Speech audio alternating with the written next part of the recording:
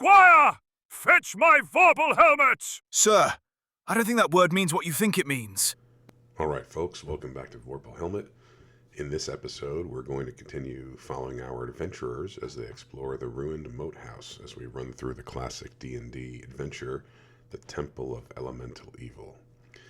In episode 5, we used the GURPS Dungeon Fantasy Roleplaying Game rule set.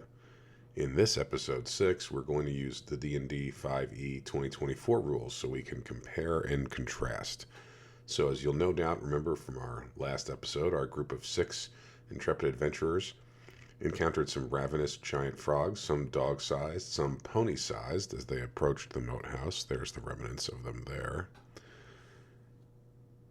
After they dispatched those, they decided to approach the moat house with Yasunge, our Goliath ranger, scouting out ahead. We'll read some of the box text from the Goodman Games original Adventures Reincarnated version to describe where we are here. So, without further ado, the partially splintered planks of a rotting wooden drawbridge rest on the spongy ground. Creeping vines and leafy weeds obscure parts of the bridge, although thick iron bands can be discerned among the wreckage. 2 sundered chains of thick black metal disappear into the algae-choked water to each side of the bridge. It appears that one can safely pick their way across the rotting timbers with caution. So, Yasunge is going to do exactly that, picking his way across the rotting timbers with caution, and he approaches the broken gate. The rest of the folks are going to hang around here. Oh, looks like we accidentally dragged a giant frog with us. Well, that's going to have to be fixed. So let's put that giant frog there. Yep. All right. That's not what we want. How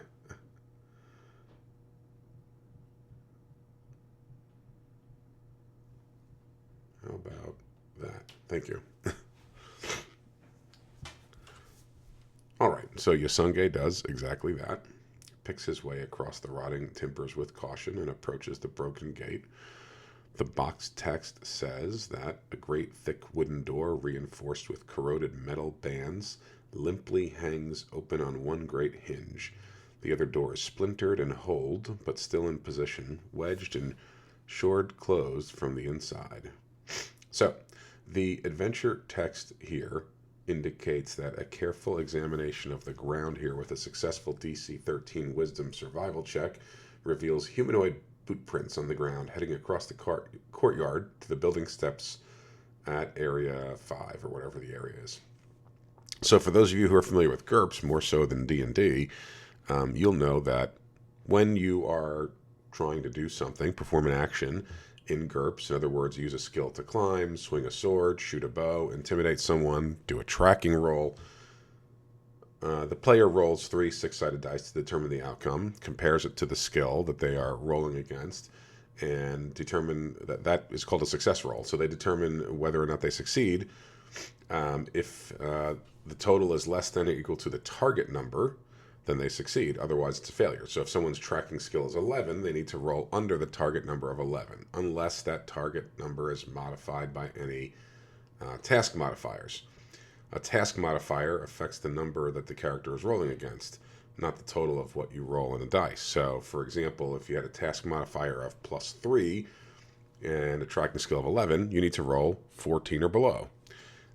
Compare that to D&D with the difficulty class. Here you have a difficulty class of 13. You have to roll above that number. So let's talk about Yasunge here. He has got, let's see, what does he have for tracking or whatever it is? Survival, right? So he's got survival +4. So what he needs to do is roll against survival, and he needs to roll above a 13. So we'll have him roll. And it looks like he rolled a 21. So great. Yasunge determines that there are boot prints here, and he sees that. So he goes back to his companions, and he reports that to them and tells them to be quiet and be on extra alert. And so they will all move up. Yasunge moving up first, scouting ahead. He peeks around. He sees what he sees. There's, in this area up here, looks like I'm using an older version of this map, but that's fine. There should be a doorway here with a broken down door. But these are stairs that are going up. So Yasunge is basically going to go up to there, and we'll move the rest of the party right in here. Right? Okay, so we'll do that. Right through that wall, sure. Okay, so here we are. Yasunge has moved up. We'll have these folks, frankly, just move up to here as well. So they're all being extra quiet as they approach this area right here. So there's this large courtyard type area. There's broken rafters. The sun is shining through. Back here, there's a partially intact tower. They decide not to go there just yet because they are following these booted footprints, rubble over here, so forth and so on. But he does see the staircase, and there's actually a broken doorway here. So he approaches it and takes a look around. The adventure tells us that a broad stone staircase littered with stone rubble and wooden splinters climbs up to the living quarters of the fort. The doors at the head of the stairs are broken. One, mostly intact but weathered, is flat on the ground, while the other is sundered and partially hangs from its hinges. So that would be over here.